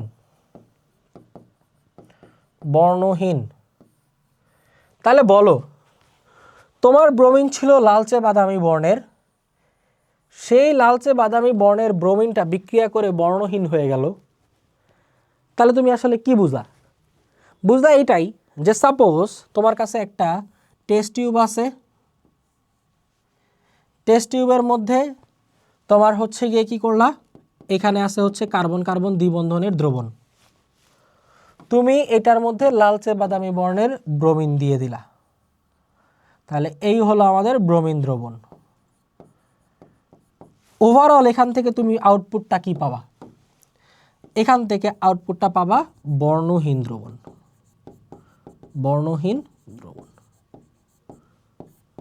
কেন বর্ণহীন দ্রবণ পাইলা? কারণ এই জায়গায় ছিল অ্যালকিন, এখানে ছিল কি? এইখানে ছিল কার্বন কার্বন দ্বিবন্ধন উপস্থিত। এই ব্রোমিন গিয়া এই কার্বন কার্বন দ্বিবন্ধনের সাথে এইভাবে বিক্রিয়াটা করে আমাদেরকে যে আউটপুটটা দিল সেটা হচ্ছে বর্ণহীন। তার মানে এটাই তো প্রুফ হয়ে যায় যে আমি যেখানে ব্রোমিন দ্রবণটা ঢালছিলাম, আমরা যেখানে ব্রোমিন দ্রবণটা ঢেলেছিলাম সেইখানে কার্বন কার্বন দ্বিবন্ধন ছিল, অর্থাৎ অসম্পৃক্ত যৌগ ছিল, যার ফলে সেটা বর্ণহীন যৌগ দিল, বর্ণহীন দ্রবণ আমাদেরকে দিল। তার মানে আমাদের এখানে প্রমাণ হয়ে গেল যে এই যৌগটা আসলে কার্বন কার্বন দ্বিবন্ধন আছে, অর্থাৎ এটা অসম্পৃক্ত। তাহলে ব্রোমিনের এই লালচে বাদামি বর্ণটাকে যদি বিবর্ণ করে দেওয়া হয় বিক্রিয়ার মাধ্যমে, যদি বিবর্ণ হয়ে যায়, তার মানে প্রমাণিত হলো বিক্রিয়াটা সংঘটিত হয়েছে এবং সেই যৌগটা ছিল অসম্পৃক্ত যৌগ। তাহলে এইভাবে আমরা প্রমাণ করে ফেলতে পারি যে অসম্পৃক্ত যৌগ তথা অ্যালকিনের উপস্থিতিতে ব্রোমিন তার লালচে বাদামি বর্ণ বিবর্ণ হয়ে যায়। সো এই চেঞ্জটা দেখে আমরা প্রমাণ করে ফেলবো যেখানে অ্যালকিন ছিল। তো দিস ইজ দ্য থিং, কোনো কিছু প্রমাণ করতে হলে না একটা ভিজিবল চেঞ্জ লাগে। আমি কেমনে বুঝবো কি হয়েছে? যদি কোনো কালার চেঞ্জ না হয় তুমি কি দেখে বলে দিতে পারবা? সাদা সাদা মনে করো টেস্ট টিউবের মধ্যে যা আছে সব সাদা, কোনো কালার চেঞ্জ হইলো না, তাহলে কোনো কিছু হইলো? এটা তুমি বলতে পারবা? বাইরে এখান থেকে মনে করো তুমি ব্রোমিন আছে, অ্যালকিন আছে, তুমি ব্রোমিন দিয়ে দিলা, অ্যালকিনও সাদা ব্রোমিনও সাদা, গিয়ে বিক্রিয়া করলো ওইটাও সাদা, কিছু বুঝবা যে কী হয়েছে? না, কোনো কিছু বুঝে দেখে বোঝার কোনো সুযোগ নাই। সো এই যে এই ধরনের আইডেন্টিফিকেশনে সবসময় দেখবা একটা কালার চেঞ্জ হয়, এমুক কালার পাইলে প্রমাণিত হইলো, তমুক কালার পাইলে প্রমাণিত হলো। কেন বলে? কারণ তুমি ভিজুয়ালি টের পেয়ে গেলা যে হ্যাঁ আসলেই কিছু একটা হয়েছে, সেখানে আসলেই বিক্রিয়াটা ঘটছে। এই ভিজুয়াল চেঞ্জটা দিয়েই কিন্তু প্রমাণটা আসে। বুঝতে পারছো? ক্লিয়ার? এই জন্য মাথায় রাখবা যে আসলে এই যে কালার যে চেঞ্জ হয়ে যায় এই ব্যাপারটা আমাদের প্রমাণ হওয়ার জন্য একটা সরাসরি ভিজুয়াল প্রক্রিয়া। তাহলে আসো নেক্সটে যাই। এরকম আরেকটা প্রসেস আছে অসম্পৃক্ততা প্রমাণের জন্য, সেটা হচ্ছে বেয়ার পরীক্ষা। তাহলে আমরা পটাশিয়াম পারম্যাঙ্গানেট দ্বারা জারণ, এই পরীক্ষাটার নাম আছে, বিজ্ঞানী বেয়ার এই পরীক্ষাটা সংগঠন করছে, তো এটার নাম হচ্ছে বেয়ার পরীক্ষা। তো আমি লিখে দিচ্ছি, এইটাকে বলা হয় হচ্ছে বেয়ার পরীক্ষা। বেয়ার পরীক্ষা, ওকে, দিস ইজ বেয়ার পরীক্ষা। বেয়ার পরীক্ষায় কি কি ব্যবহার করা হয়? বেয়ার পরীক্ষায় পটাশিয়াম পারম্যাঙ্গানেটের ক্ষারীয় দ্রবণ ব্যবহার করা হয়। এর ক্ষারীয় দ্রবণ বেয়ার পরীক্ষায় ব্যবহার করা হয় পটাশিয়াম পারম্যাঙ্গানেটের ক্ষারীয় দ্রবণ। পটাশিয়াম পারম্যাঙ্গানেটের ক্ষারীয় দ্রবণ মানে কি? মানে হচ্ছে পটাশিয়াম পারম্যাঙ্গানেট আর সেখানে পটাশিয়াম হাইড্রোক্সাইড থাকবে। ঠিক আছে, এই হচ্ছে আমাদের পটাশিয়াম পারম্যাঙ্গানেটের ক্ষারীয় দ্রবণ। এই জিনিসটা দিয়েই জারণ করানো হয়। এটা দিয়ে কি করানো হয়? জারণ করানো হয়।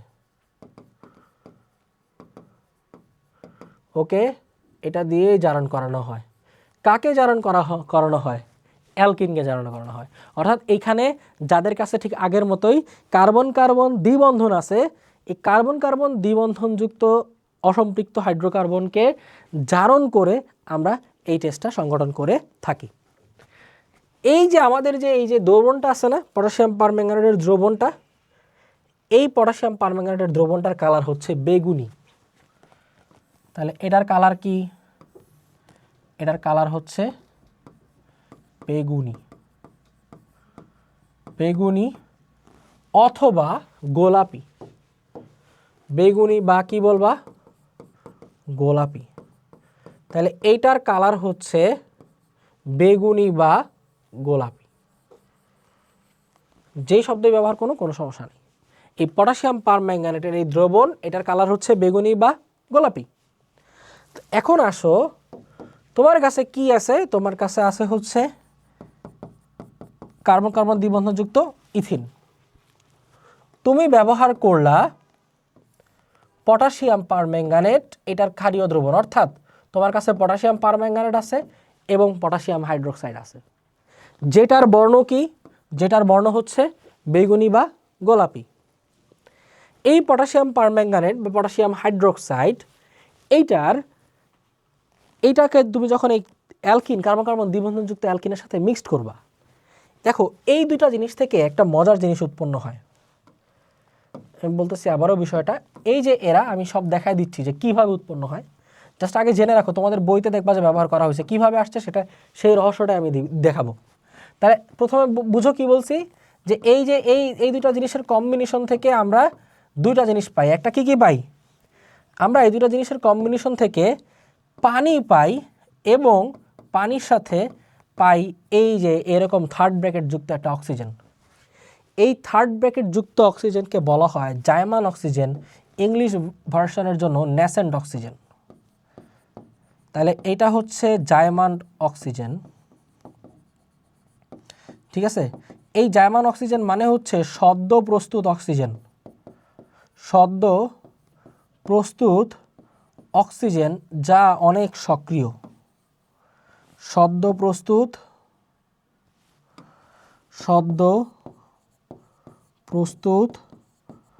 অক্সিজেন যা অনেক সক্রিয়। ঠিক আছে, জায়মান অক্সিজেন সদ্য প্রস্তুত অক্সিজেন যা অনেক সক্রিয়। দেখো একটা বিষয় ভালো করে, এই জায়গায় এই জায়মান অক্সিজেন এটা কি অর্থে ব্যবহার করা হয়? জায়মান অক্সিজেন ব্যবহার করা হয় জারণ করার জন্য। তাহলে জায়মান অক্সিজেনের কাজ কি? জায়মান অক্সিজেন জারণ ঘটায়। জায়মান অক্সিজেন কি ঘটায় বলো? জায়মান অক্সিজেন হচ্ছে জারণ ঘটায়, এটা তার কাজ। এই জায়মান অক্সিজেন এবং পানিতে কি আছে বলো? পানিতে আছে হচ্ছে এইচ আর ওইচ। তাহলে আমি এইচ আর এই যে ওইচ দিয়ে দিলাম, এইচ আর ও এইচ। এখন আসো তো, দেখো তো হে বাছারা, এই যে এই ও আর এইচ মিলে একটা ওইচ সৃষ্টি হইল। ঠিক আছে, আচ্ছা আমি এক কাজ করি, এটা হাইলাইটার দিয়ে দেখাই, ঢাকা পড়ে যাবে। দেখো এই ও আর এইচ মিলে, এই যে এই জায়মান অক্সিজেনের ওইচ মিলে একটা এইচ সৃষ্টি হলো, আর এই ওইচ আর একটা ওইচ। তাহলে এই ও আর এইচ মিলে একটা ওইচ, এই ওইচ আর একটা ওইচ। কয়টা ওইচ পাইলা? দুইটা ওইচ। দেখো এখানে এই বন্ধন ব্রেক করবে, একটা পাই বন্ধন অলওয়েজ ব্রেক করবে, ব্রেক করে দুইটা হাত খালি হয়ে যাবে। তাহলে তোমার এই ও এইচ একটা হাতে দিয়ে দিবা, আর এই ও এইচ আর একটা হাতে দিয়ে দিবা। Very simple. তার মানে আমাদের কাজ কি? তার মানে আমাদের কাজ হচ্ছে একটা এইচ, সো আমি একটু দেখায় দিই, যেখানে পাই বন্ধনটা ব্রেক করবে, ছোটো করে ব্রেক করে দিই। ঠিক আছে, পাই বন্ধনটা ব্রেক করে একটা ওএইচ চলে গেল প্রথম CH2-র কাছে, তাহলে এই যে আমি ওএইচ লিখে দিলাম, আর আরেকটা ওএইচ চলে গেল দ্বিতীয় CH2-র কাছে, আরেকটা ওএইচ লিখে দিলাম। ঠিক আছে, আরেকটা ওএইচ লিখে দিলাম। Very simple, very simple. ঠিক আছে, তাহলে এখন ঘটনা হচ্ছে যে এই বিক্রিয়া হওয়ার পর কি ঘটলো? দেখো এই বিক্রিয়াটা ঘটাতে এই যে পটাশিয়াম পারম্যাঙ্গানেট এবং KOH, এইটার যে গোলাপি বর্ণ ছিল, এইটার যে গোলাপি বর্ণ ছিল সেটা বিবর্ণ হয়ে যায়। সেটা বলে দিচ্ছি আবারও, কি হয়ে যায়? বিবর্ণ হয়ে যায়, বিবর্ণ বা বর্ণহীন হয়ে যায়। বিবর্ণ বা হচ্ছে বর্ণহীন হয়ে যায়, বর্ণহীন, বিবর্ণ বা বর্ণহীন, এটা বিবর্ণ বা বর্ণহীন হয়ে যায়। তাহলে গোলাপি বর্ণ, গোলাপি বর্ণটা যে বিবর্ণ বা বর্ণহীন হয়ে গেল, ঠিক আগের মতোই না? তুমি টেস্ট করতেছো, পটাশিয়াম পারম্যাঙ্গানেট ঢালতেছো, গোলাপি বা বেগুনি ছিল, সেটা ভিতরে গিয়ে বর্ণহীন হয়ে গেল। তার মানে প্রুফ হয়ে গেছে কি, যে এটা আসলে কি ছিল? এটা আসলে অ্যালকিন ছিল, অর্থাৎ এটা কার্বন কার্বন দ্বিবন্ধন ছিল, এটাতে ইথিনে কার্বন কার্বন দ্বিবন্ধন ছিল। ওকে, clear?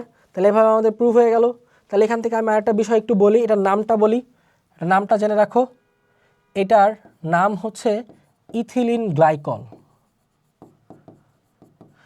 Ethylene glycol, ethylene glycol. ঠিক আছে, দেখো গ্লাইকল কখন বলা হয় মনে রাখবা, একটা ওএইচ থাকলে ওটা অ্যালকোহল, আর দুইটা ওএইচ, দেখো এখানে এরকম দুইটা ওএইচ আছে, দুইটা ওএইচ থাকলে ওটা গ্লাইকল। একটা ওএইচ থাকলে অ্যালকোহল, দুইটা ওএইচ থাকলে গ্লাইকল। সো এটার নাম হচ্ছে ইথিলিন গ্লাইকল। আর দ্বিতীয় কথা হলো, সব আশা করি বুঝতে পারছো যে পটাশিয়াম পারম্যাঙ্গানেট, পটাশিয়াম হাইড্রোক্সাইড, এই যে মিশ্রণটা, এখানে যে পটাশিয়াম পারম্যাঙ্গানেটের যে গোলাপি বেগুনি বর্ণ ছিল সেটা বিক্রিয়া করে বিবর্ণ হয়ে যাচ্ছে। এই যে কালারটা চেঞ্জ হচ্ছে, এটা দিয়ে আমরা প্রমাণ পেয়ে গেলাম যে হ্যাঁ, ওই বিক্রিয়া পাত্রে দ্বিবন্ধনযুক্ত ইথিন অর্থাৎ অ্যালকিন ছিল, অর্থাৎ সেটা অসম্পৃক্ত যৌগ ছিল। এই প্রমাণটা আমাদের হয়ে গেছে। আর আরেকটা ফাইনাল ব্যাপার বাকি ছিল, কি বাকি ছিল? আমি বলছিলাম যে এই পটাশিয়াম পারম্যাঙ্গানেট আর KOH থেকেই এই H2O, কি বলছিলাম মনে আছে কিনা? এই যে এই মিশ্রণটা থেকে আমরা এই জিনিস তিনটা পাই, এই দুইটা জিনিস পাই, H2O আর হচ্ছে কি জার্মান অক্সিজেন। কিভাবে পাই এই ব্যাপারটাই আমি দেখাই দিচ্ছি, রহস্যটাই আমি দেখাই দিচ্ছি। আসো আমরা রহস্য উদ্ঘাটন করি, উদ্ঘাটন করব আমরা রহস্য। আগে লিখি তারপরে বাক্স করি। রহস্যটা কি দেখো, পটাশিয়াম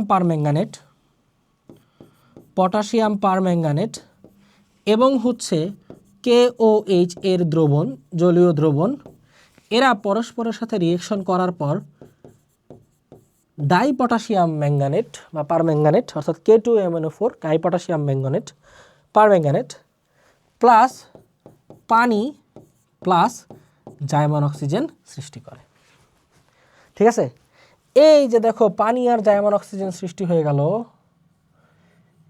এই যে যেই পাইমনি আর জাইমান অক্সিজেন, এইটাই হচ্ছে সেই পানি আর জাইমান অক্সিজেন। বুঝতে পারছো? ক্লিয়ার না হয়ে গেল? ক্লিয়ার? সো এইভাবেই এই পটাশিয়াম পারম্যাঙ্গানেট KOH থেকেই এই দুইটা জিনিস আসে। ঠিক আছে, ওকে। সো এই হলো ওভারঅল আমাদের বেয়ার পরীক্ষা। নেক্সটে যাই। আচ্ছা, নেক্সট হচ্ছে আমাদের অ্যালকিনের আলোচনা শেষ। চলে যাচ্ছি আমরা অ্যালকাইনে। দেখো, প্রথমে আমরা অ্যালকাইনের প্রস্তুতি নিয়ে একটু কথাবার্তা বলি। অ্যালকাইনের প্রস্তুতিতে আমরা ব্যবহার করব হচ্ছে ক্যালসিয়াম কার্বাইড। ক্যালসিয়াম কার্বাইডটা হচ্ছে এই যে জিনিসটা CaC2। ঠিক আছে, CaC2। আমি প্রথমে তোমাদেরকে একটা উপায় বলে দিচ্ছি যেটার মাধ্যমে তুমি ক্যালসিয়াম কার্বনেট প্রস্তুত করতে পারবা। ক্যালসিয়াম কার্বনেটটা প্রস্তুত করার উপায়টা কি? ক্যালসিয়াম কার্বনেট প্রস্তুত করার উপায় হচ্ছে, ক্যালসিয়াম কার্বাইডের জন্য তোমার কাছে থাকবে হচ্ছে চুন। এই ক্যালসিয়াম কার্বনেট কি, দেখো আমি এটা জাস্ট আউট অফ দ্য বই বলতেছি, যদি কোনো কারণে কাজে লাগে। হ্যাঁ, তো এটা জেনে রাখতে পারো যে এইখানে তোমার কাছে থাকবে চুন বা ক্যালসিয়াম অক্সাইড। এই চুন বা ক্যালসিয়াম অক্সাইডকে তুমি কার্বন দিয়ে বিক্রিয়া করবে। অর্থাৎ কার্বন কি, ওই যে কোক বা কয়লা, যেই কার্বন, কয়লা বা কোক, এটাকে কোক বলা হয় ইংলিশে, COKE। তো এই কোক বা কয়লা জাতীয় যে কার্বন আছে, সেটা তুমি বিক্রিয়া দিবা কার সাথে? চুনের সাথে। এতে তোমার টেম্পারেচার লাগবে হচ্ছে 2000 থেকে 2500 ডিগ্রি সেলসিয়াস। আমি 2000 ডিগ্রি লিখলাম। এখানে কি হবে জানো?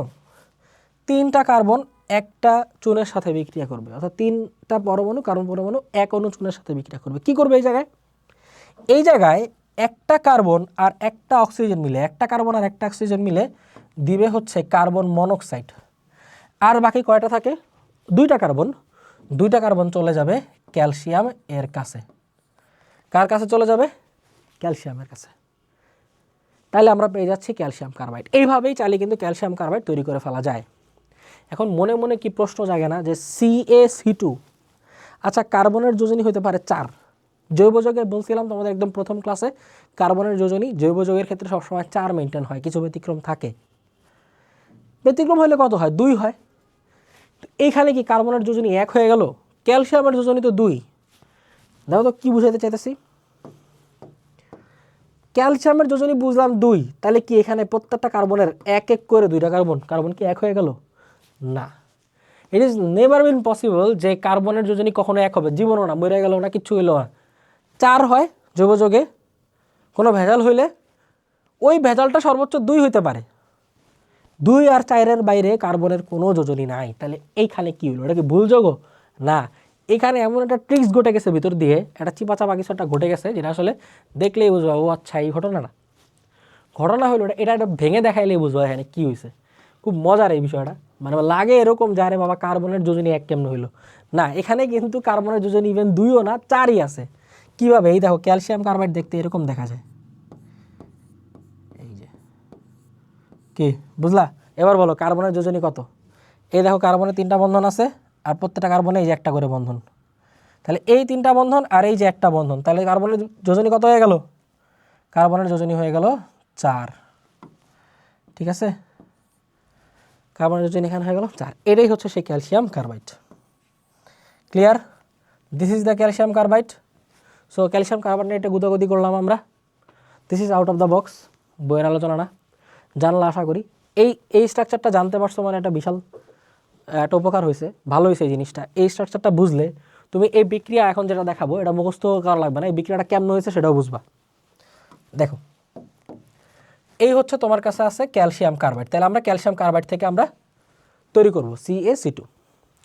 ক্যালসিয়াম কার্বাইডের সাথে পানি লাগাই দিবা। কি লাগাই দিবা? পানি। অর্থাৎ ক্যালসিয়াম কার্বাইডের সাথে তুমি যদি পানি দিয়ে দাও, কয় অণু পানি লাগবে? 2 অণু যদি দাও, তাহলে এখান থেকে ইথাইন তৈরি হয়ে যায়। এই যে আমাদের ইথাইন পেয়ে গেলাম। আর এখানে তৈরি হবে হচ্ছে ক্যালসিয়াম হাইড্রোক্সাইড। ইথাইন আর কি সৃষ্টি হবে? Calcium hydroxide. বুঝতে পারছো? ক্লিয়ার? একটা বিষয় একটু ভালো করে বলে দিই ভাইয়ারা, এটা হচ্ছে এইখানে ক্যালসিয়াম কার্বাইড থেকে শুধুমাত্র ইথাইন প্রস্তুত করা যায়, শুধুমাত্র ইথাইন, অর্থাৎ 2 কার্বন বিশিষ্ট ইথাইন প্রস্তুত করা যায়, অর্থাৎ শুধুমাত্র কি বলতো 2 কার্বন বিশিষ্ট অ্যালকাইন প্রস্তুত করা যায়। ইথাইন, শুধু ইথাইন প্রস্তুত করা যায়। এই যে আমাদের সেই ইথাইনটা আমরা প্রস্তুত করে ফেললাম। এই যে আমাদের ইথাইন।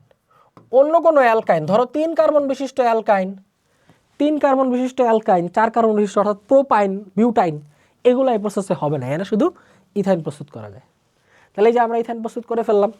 এখন যে তোমাদের একটা কথা বলছিলাম না, যে বলছিলাম যে ভাই এটা কি আপনি কি মানে বলছিলাম কি যে তোমাদেরকে বলবো যে এই ঘটনাটা মুখস্থ না, এটা আসলে হয়েছে কি সেটা বলবো আমি। তাহলে আসো বলি যে সমস্যাটা এখানে, সমস্যাটা না মানে এখানে রহস্যটা কি।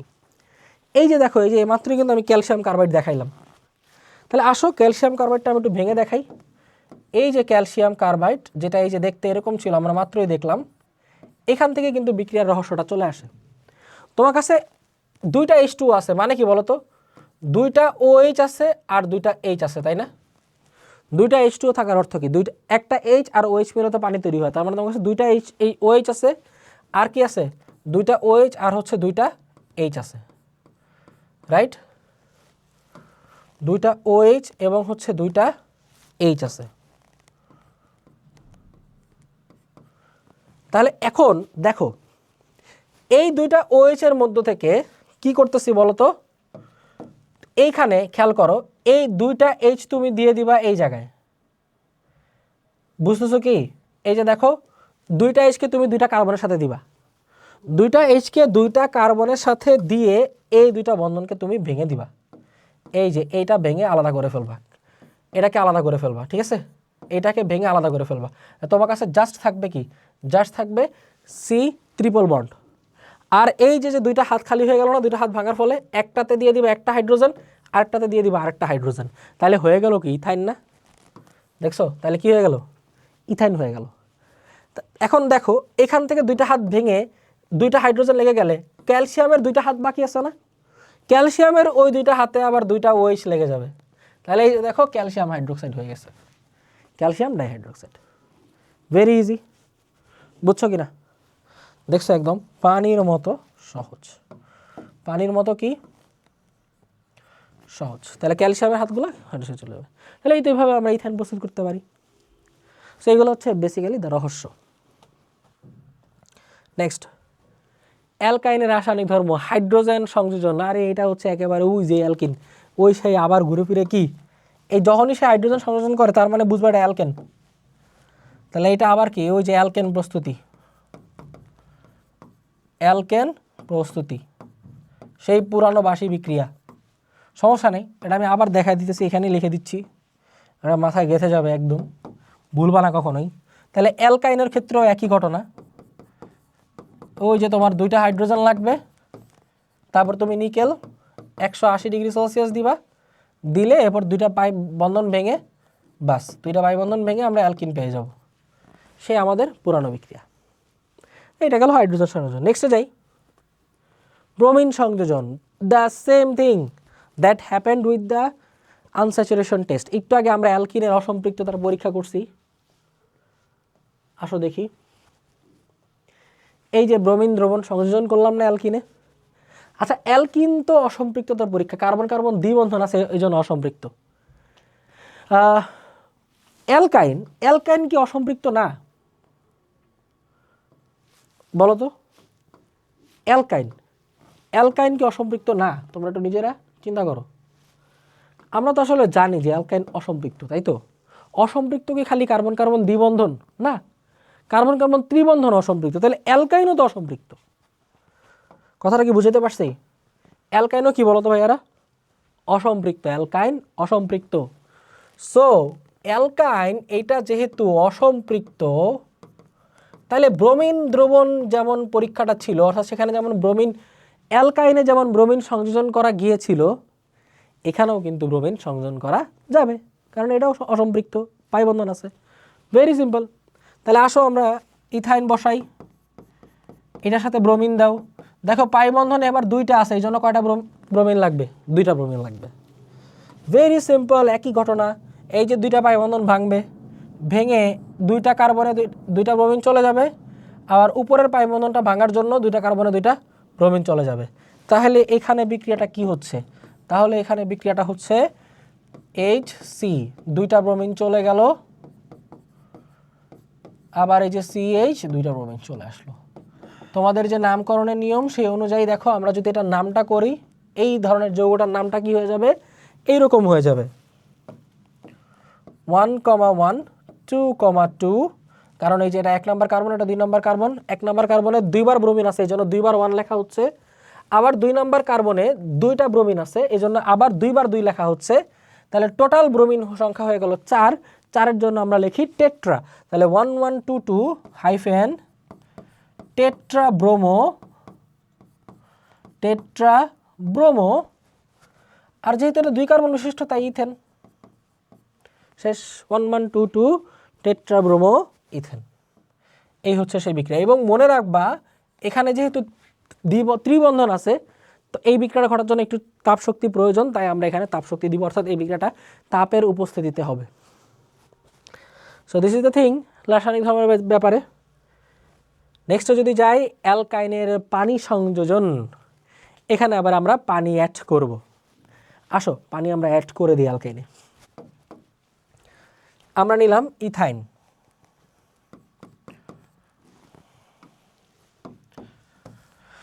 আমরা কি নিলাম? ইথাইন নিলাম, এটার সাথে পানি অ্যাড করে দিব H2O। কয়েকটা জিনিসের উপস্থিতিতে দেখো, মনে রাখবা কি কি আছে আমাদের এখানে। এখানে আমাদের লাগবে হচ্ছে 20% sulphuric acid, 20% sulphuric acid, 2% mercuric sulphate. 20% sulphuric acid, 2% mercuric sulphate এবং 80 ডিগ্রি সেলসিয়াস টেম্পারেচার। এই পার্সেন্ট 20%, 2% এগুলো দিয়ে ঘনমাত্রা বোঝায়, এটাকে শতকরা ঘনমাত্রা বলে। মানে সিম্পল বললে মানে এইসব শতকরা ঘনমাত্রার হিসাব তোমরা ইন্টারমিডিয়েটে একদম বিস্তারিত পাবা, বহু কিছু আছে এখানে, বহু কিছু। এসএসসিতে কিছুই না, এসএসসি একটু ভালো করে পড়ো, একটু এক্সট্রা বেসিক নিয়ে শিখো। এসএসসিতে নিজেকে যত অ্যাডভান্স করতে পারো, কারণ এসএসসি বিশ্বাস করো এসএসসিতে যা পড়বা তার 7-8 গুণ পড়ালেখা এইচএসসিতে তার থেকেও কম সময় পড়তে হবে তোমাকে। ইয়েস এক্স্যাক্টলি, 7-8 গুণ তার থেকেও কম সময়। সো এখন নিজের ব্রেনকে যত বেশি অ্যাডভান্স করবা তখন তুমি তত চাপমুক্ত থাকবা, এটাই ফিউচার প্ল্যান। ঠিক আছে, তাহলে এখন জাস্ট সহজ করে বলে দিচ্ছি যে এই পার্সেন্টেজ দিয়ে একটা ঘনমাত্রা বোঝায় নির্দিষ্ট। 20% মানে সালফিউরিক অ্যাসিড, 2% মানে মার্কিউরিক সালফেট। এই 20% ঘনমাত্রার সালফিউরিক অ্যাসিড এবং 2% ঘনমাত্রার মার্কিউরিক সালফেটের সাথে 80 ডিগ্রি সেলসিয়াস তাপমাত্রা তুমি যদি বিক্রিয়াটা সংঘটিত করো, তাহলে এইখানে পানি সংযোজন হয়ে ইথানল সৃষ্টি হয়। CH3CHO, ইথানল সংঘটিত হয়। ইথানল, বুঝতে পারছো? তো এটা হচ্ছে সেই অ্যালডিহাইড। তোমাদের অ্যালডিহাইড নিয়ে ধারণা দিয়েছিলাম তাই না? এই যে CHO মূলক থাকলে সেটা আমরা কি বলি? সেটাকে আমরা অ্যালডিহাইড বলি। সো এটা আমাদের 2 কার্বন বিশিষ্ট অ্যালডিহাইড পেয়ে যাচ্ছি আমরা, CH3CHO। ঠিক আছে, ওকে। তাহলে এই হচ্ছে মোটামুটি আমাদের পানি সংযোজনের ব্যাপারটা। তাহলে দেখো, তো আমরা হচ্ছে যে আমাদের আজকের অ্যালকিন এবং অ্যালকাইন রিলেটেড আলোচনা করে ফেলছি। So this was our class about alkyne অ্যালকাইন। এই ক্লাসটা আশা করি তোমরা অনেক উপকৃত হবা। ভালো করে ক্লাসটা একটু দেখো, খাতা নিয়ে প্র্যাকটিস করো, দরকার হলে আবার দেখো, ক্লাসটা বারবার দেখো, শিখে ফেলবা, দেখতে দেখতেই শিখে ফেলবা, খুব ভালোভাবে শিখে ফেলবা, বেসিক সহ শিখে ফেলবা। তাহলে আমাদের নেক্সট ক্লাসে দেখা হচ্ছে তার পরের টপিক নিয়ে। আমাদের সবার জন্য অনেক দোয়া রইল, শুভকামনা।